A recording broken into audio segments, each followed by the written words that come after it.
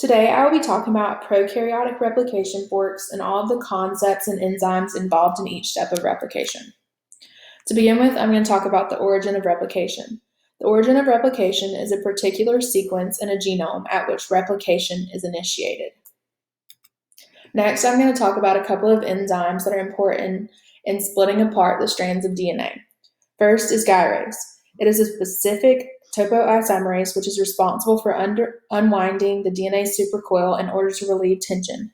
DNA gyrase will cut both strands of the DNA's double helix, but it doesn't pull the strands apart.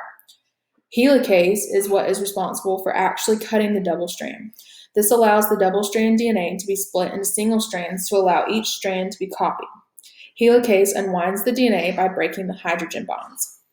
Next is the single-stranded binding proteins. They bind to the newly separated strands of DNA in order to keep them separated so they can serve as a template for DNA synthesis. In DNA and RNA, we have what are called phosphodiester bonds. They are the linkage between the 3' carbon atom of one sugar molecule and a 5' carbon atom of another. When a single phosphate and two phosphates, known as pyrophosphates, break away and catalyze the reaction, the phosphodiester bond is formed. Next, I'm going to talk about DNA replication on the leading strand. New DNA is synthesized in the direction of 5' to 3'. The leading strand is a name given to the new strand of DNA that is made in one continuous piece.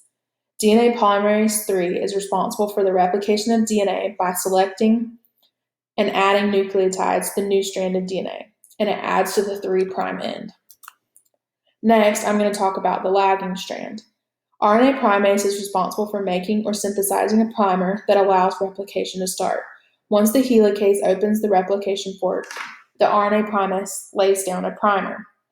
Okazaki fragments are the short sequences of DNA nucleotides which cannot be synthesized continuously because of the direction that the DNA is read and copied. They are formed on the lagging strand only. DNA polymerase I is responsible for going in and deleting the RNA primers and replacing that section of the strand with DNA.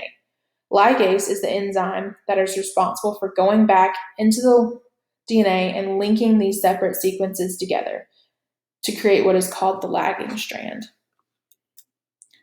To end the video, I listed a couple of my sources that helped me come up with the material.